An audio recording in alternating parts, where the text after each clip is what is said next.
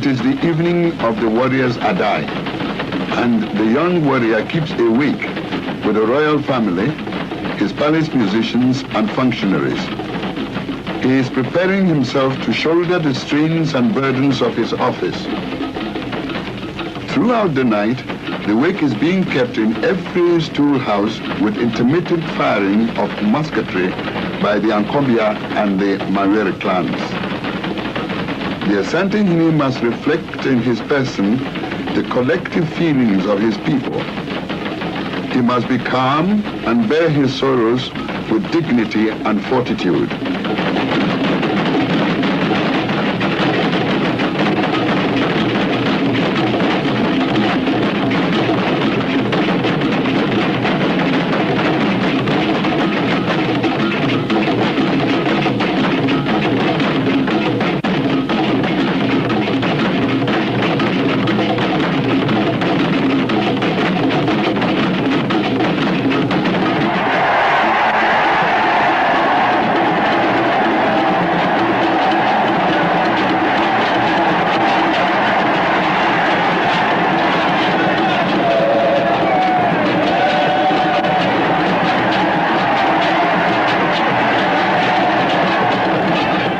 Next day, the Asante warriors and mourners sing war songs as they march with their commanders to pay their last respects to their commander-in-chief, the late Asantehene, Nana Otumfuo Osei Agyeman Prempeh II.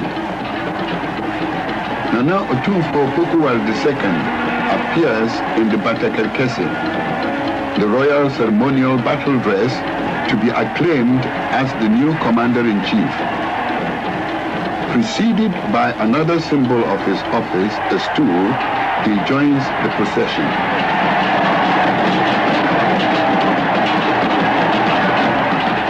Riding in the royal palanquin and flanked by courtiers and attendants, Nana Opoku Ware leads his armies in the symbolic warrior dance, the phantom from Atopletia.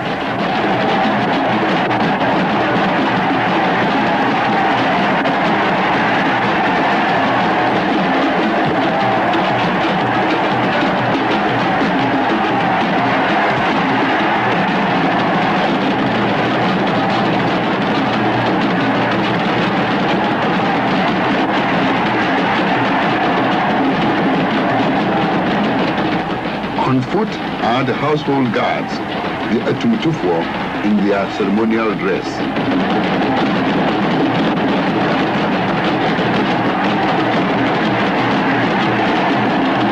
Among the chiefs in the procession is the Nsumankwahene, to see that no evil or ill luck shall mar the solemn ceremonies. Earlier, he had prophesied fair weather throughout the period of national mourning.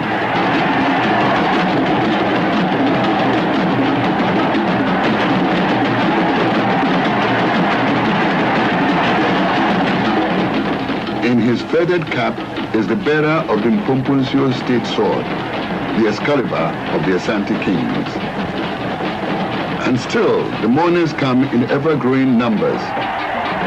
And the Mampohene, who has had to supervise the earlier burial arrangements and the enstoolment of Nana Opoku Ware II, leads his people to the site for the gun salute.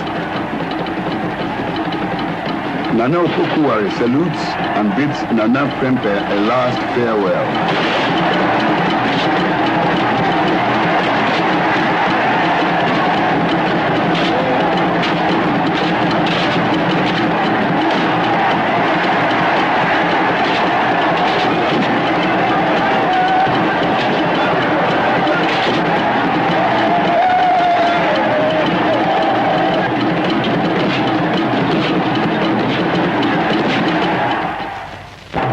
Next day, paramount chiefs, divisional chiefs, attendants, court officials, and distinguished guests from all over Ghana continue to flock to the Dwebrim, the scene of the customary rites where the Asantehene, riding in state, will sit, distribute drinks, and receive words of condolence and donations.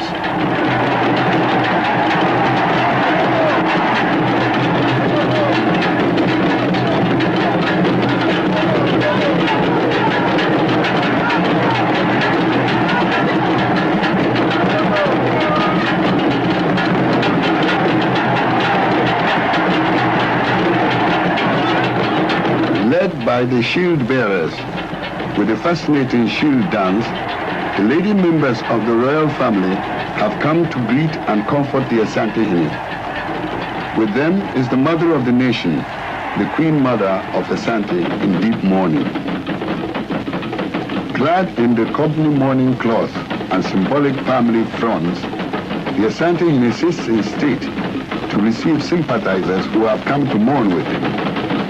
These include representatives of the houses of chiefs, wing chiefs and commanders and occupants of princely stools like the Chidomhene, the commander of the rear army, and Nana Mampohene, the occupant of the silver stool, is also there to pay homage.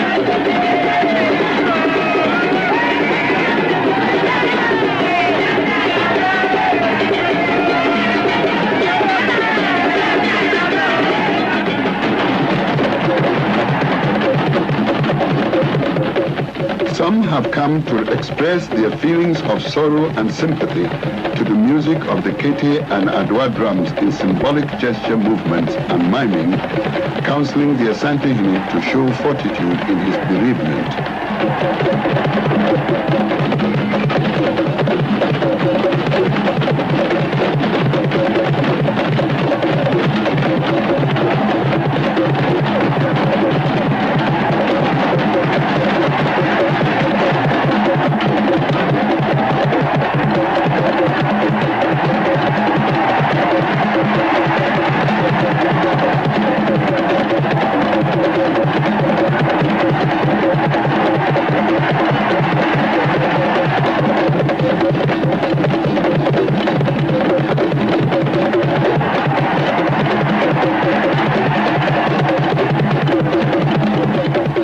As an expression of traditional friendship, the Yana has sent a special delegation of chiefs and dancers and a lady musketeer.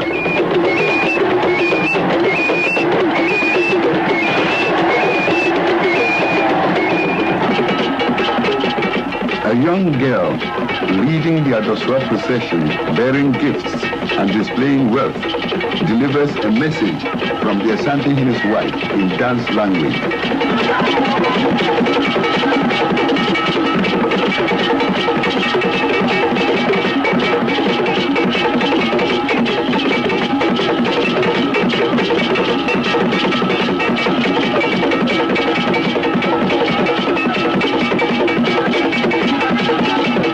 You are not alone. I share your sorrows. Be strong to support me, she says, as she hangs the Arisiado necklace round the Asantehene's neck. The Asantehene's cousin-in-law sends a full retinue of Adoswa maids in waiting and the Adoswa Hima, the Adoswa Queen, with a similar procession to exhibit her traditional burial articles to the rhythms of the royal Kete drums.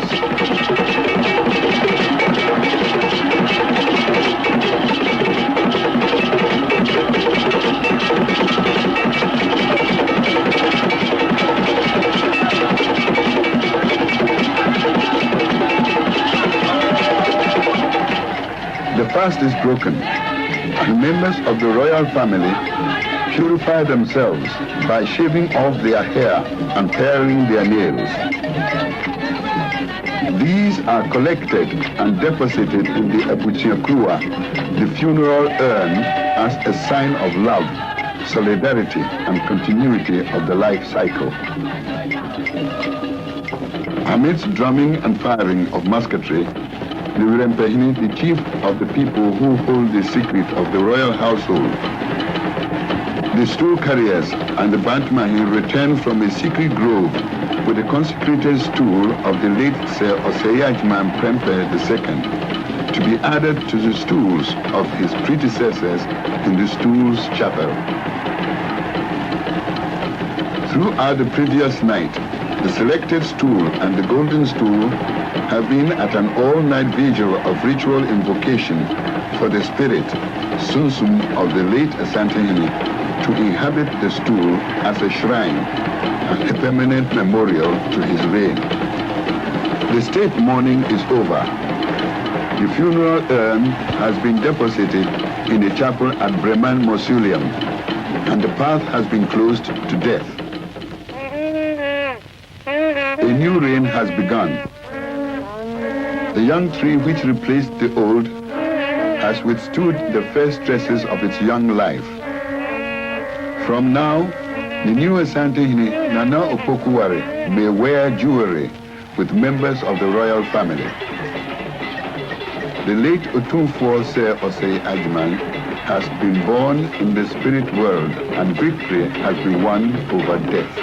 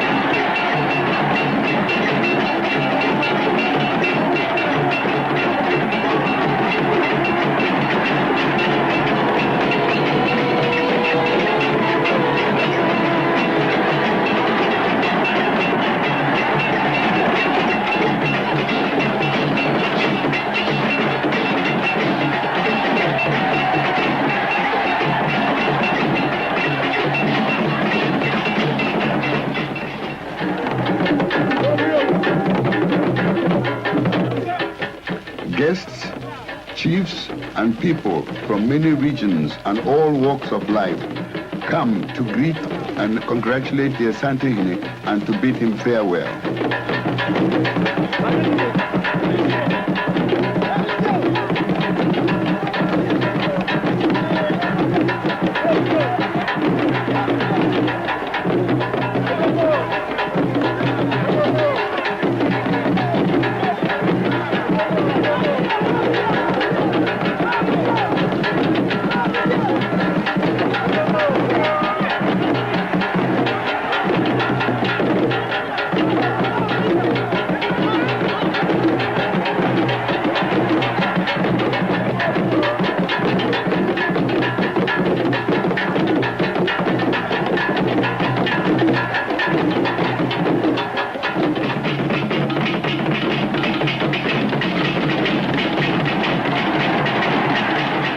He is all smiles now as he moves to the Stool Chapel to commune with his predecessors. He carries a musket as the new defender and leader of his people. With the Atumpan drummers, all hail him as the new moon.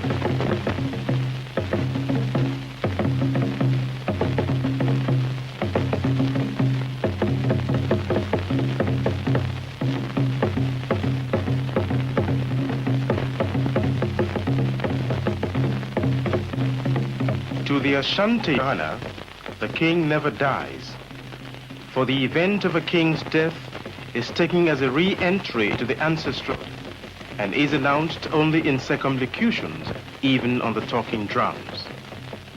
The nation will nonetheless weep and wail to express its grief until a new monarch ascends the Golden Stool, a monarch who in the traditional imagery will restore to his people the shelter of their king's umbrella and thus save them from being scourged to death by the sun.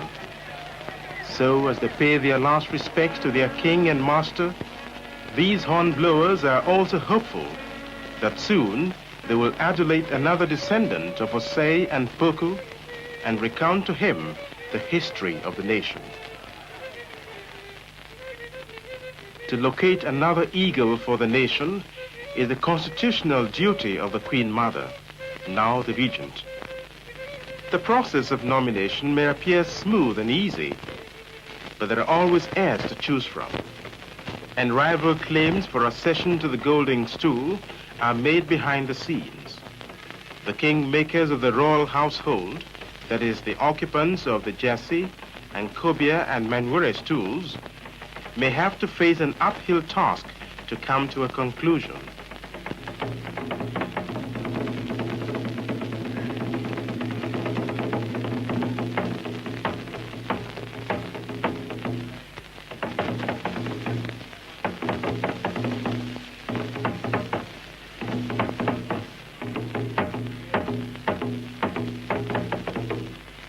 After reaching a unanimous decision, the kingmakers will communicate to the Queen Mother that they pronounce her nominee free from such serious diseases as leprosy, epilepsy, blindness, and sterility. Besides, he is not giving to drunkenness, gambling, fornication, and haughtiness. But that does not end the nomination.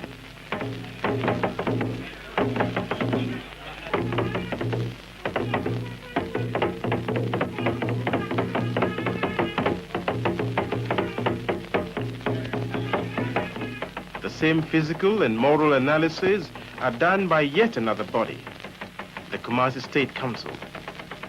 Under the leadership of the principal right-wing chief of Kumasi, the Bantamahini, the councillors will decide whether they accept or reject the first nominated heir. And what conclusion will they reach? Yes or no? It is yes. It is concerted yes for Berema Opoku, the nominee. For him, the twilight of suspense has broken away, and with the Queen Mother, he can now shed tears of joy for his late uncle's gun to be given to him, and for the Golden Stool.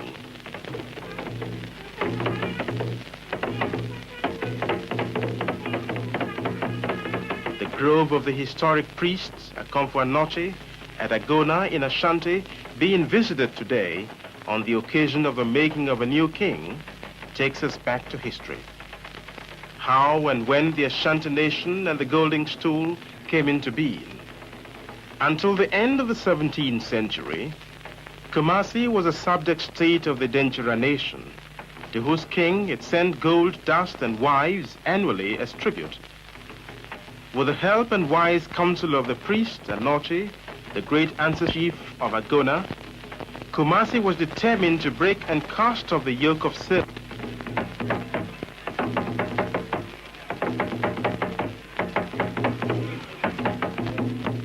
First, Kumasi formed a loose union with nearby states.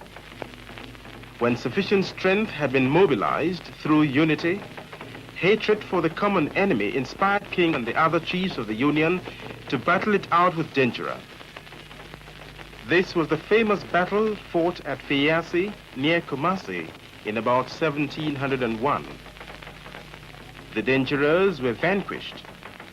Entim Jakeri, the king of the Denchiras, was captured and beheaded.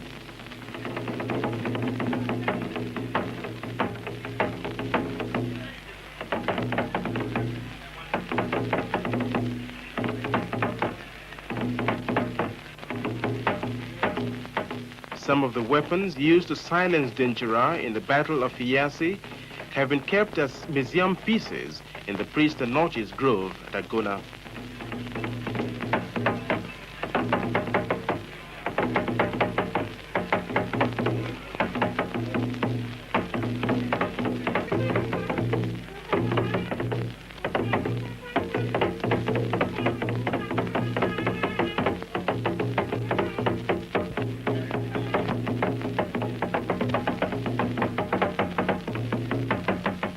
The Asante nation, like this stone in front of the house of the celebrated priest Anochi, has been able to weather centuries of storms because of the one main visible symbol of unity, the Golden Stool.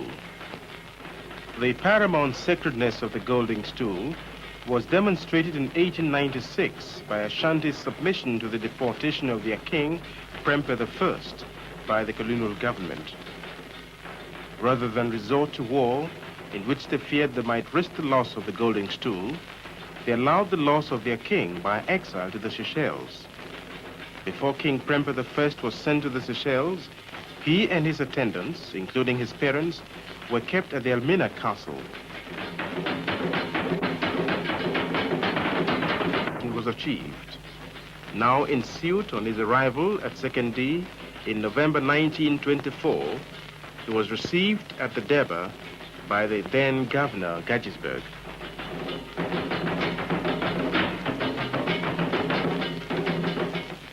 Today, the links of history continue to chain together as time moves on, with Berima Kweku Edusei, the successful nominee to the Golden Stool of Ashanti.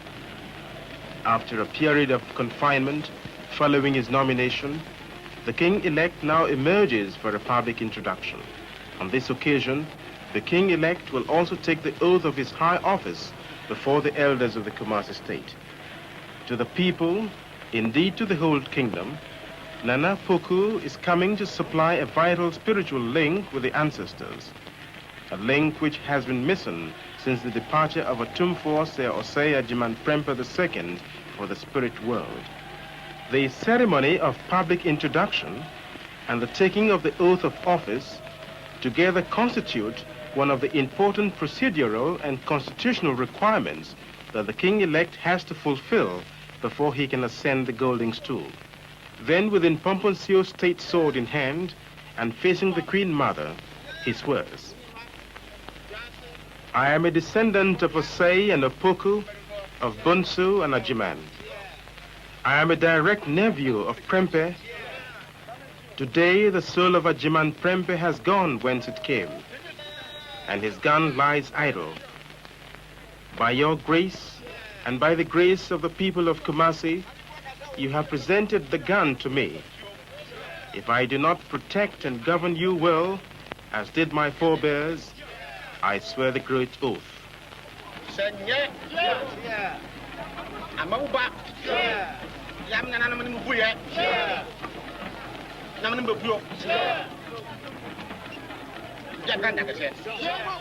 So swears the king-elect that he shall give the kingdom a good government.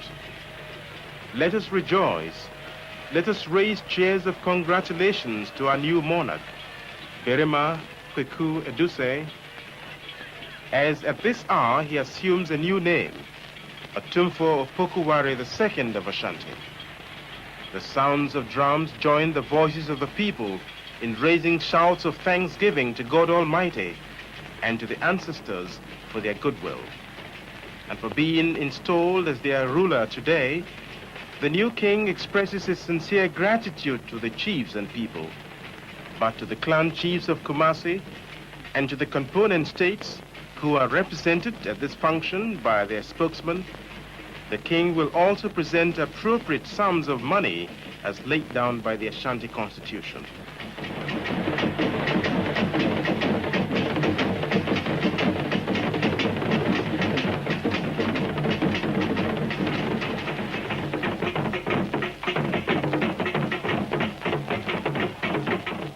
On the following day, the monarch is introduced to the Manshia Palace, the Himfie. Here, the elders of Kumasi come and pay their respects to him and to wish him well.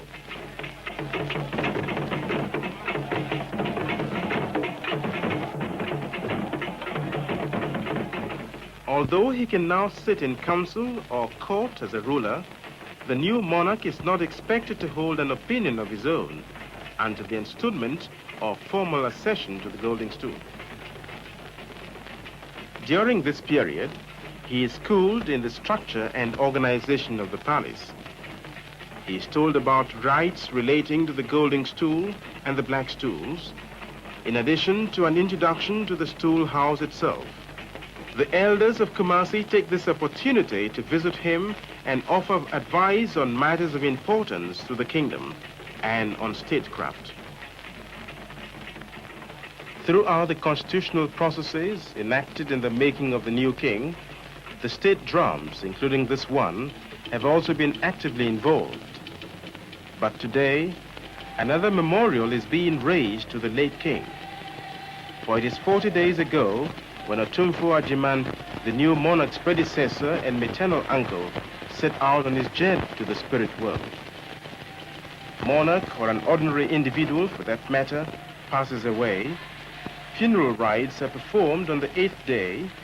Then on the to lead the nation in the 40th day celebrations, in honor of his predecessor, his installation has to be timely. So today, Otumfuo Opoku Ware II, the clan chiefs of Kumasi, is an act of honor to do honor to the departed.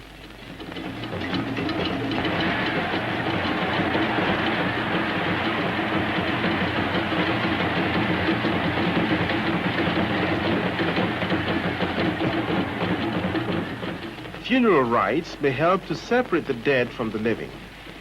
But on such occasions, the dead, the ancestors, and together in according honor to the departed king, the link between the ancestors and the living, the new king. And in the performance today, the state drums join up to console him. They join up to express their sincere and profound sympathy with him. They are also pealing out to inspire him, their king and master.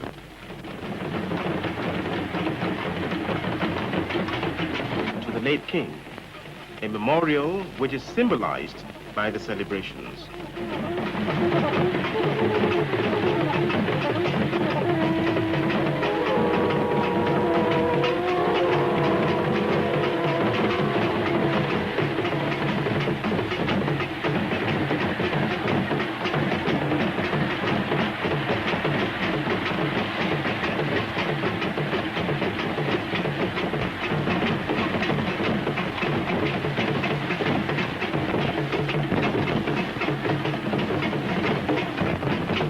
Ceremony begins, the firing of musketry. This brings together the paramount chiefs of the component states, the Asantehene, the divisional chiefs from the various states, and the people. Literally speaking, the whole kingdom assembles together to enable the Asantehene designate to demonstrate his ability to lead Asanteman, the Ashanti nation. The Asantehene, as the king of the Ashanti nation, is expected to fulfill different parts and functions. A constitutional head, a religious head, and a chief warrior, all rolled into one.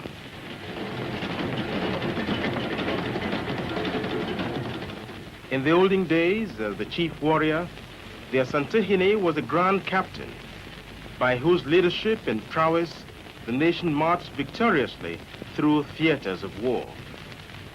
And so the clan chiefs of Kumasi today are closely identifying themselves here with the making of their new king. They, as well as the other paramount chiefs of the kingdom, are looking forward pensively to the emergence of the Asantehene elect.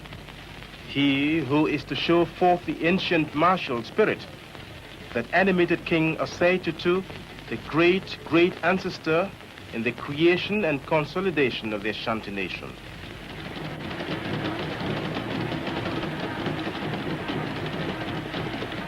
As the grand captain of his chiefs and people, Otumfuo Opoku Ware II wears for this occasion the grand military tunic of his forebears, the Batakari.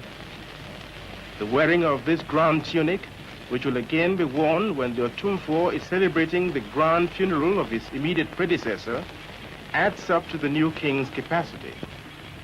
His moral and spiritual capacity to command the Asante forces on the battlefield.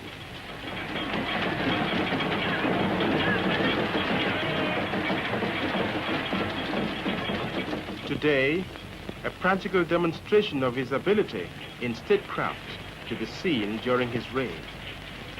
Tradition demands that the Otumfuo should fire his gun 3 times, and to each fire, the Otumfuo's men-at-arms respond with a salvo. And the success of the Otumfuo's demonstration today is acknowledged by his next in command in the kingdom, the paramount chief of Mampong. It is in the little hours of the morning that the new king, Nana Opoku Ware II, sits in state outside the palace to receive pledges of allegiance from each of the 13 paramount chiefs of the kingdom. The paramount chiefs who, only a couple of hours earlier, had propped him up to ascend formally the Golden Stool of Asante. With the Mpomponsom state sword, each of them takes the oath of allegiance to the new monarch. That in rain or shine, at noon or at night, except in circumstances of ill health, each will give a loyal response to the king's call and leadership. The paramount chief of the Agona state, he who occupies the priest Anochi's stool, Otumfuo Anochi, who helped to found the nation and for which he created Golden Stool,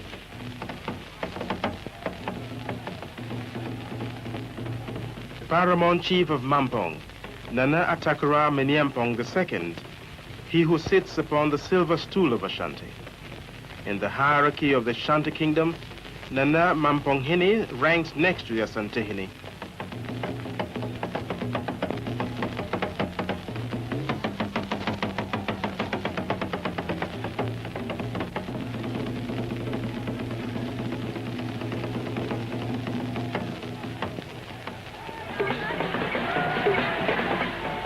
All the processes of king-making have been successfully performed.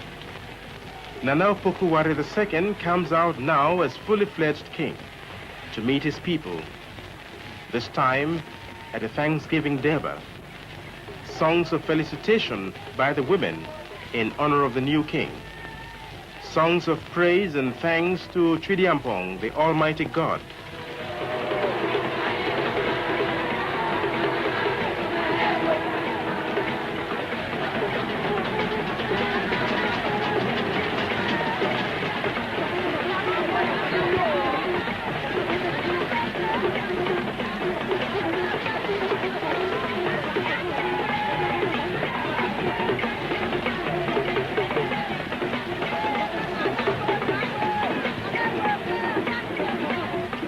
Otumfuo Opoku Ware II now sits in state to receive the congratulations and the goodwill of the chiefs and elders. Today, Nana Opoku Ware II has restored to his people the shelter of the king's umbrella, for he has become the father of the nation. As a constitutional head, the chiefs and people are looking up to him with confidence for a good government. They expect him to emulate the sterling qualities of his great predecessors, Osei and Opoku.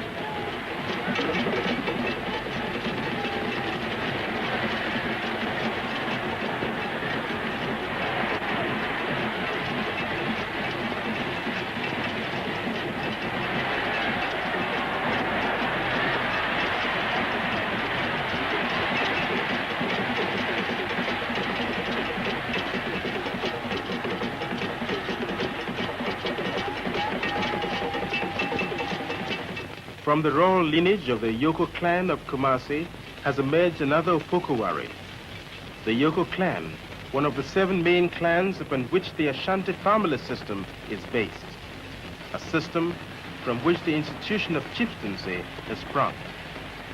Today, the drums have joined the voices of the people to raise echoes of felicitation across the kingdom. That Nana Opoku Ware has been able to make all the rungs in the constitutional ladder of kingmaking. His nomination, his election and installation, all culminating in the series of enstoolment ceremonies. Let the drums perform again and again for a king.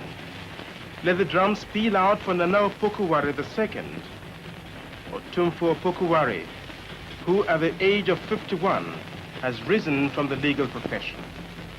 Otumfuo Opoku Ware II, who with a store of public experience behind him, has come to ascend the Golden Stool of Asante as the new king of his people.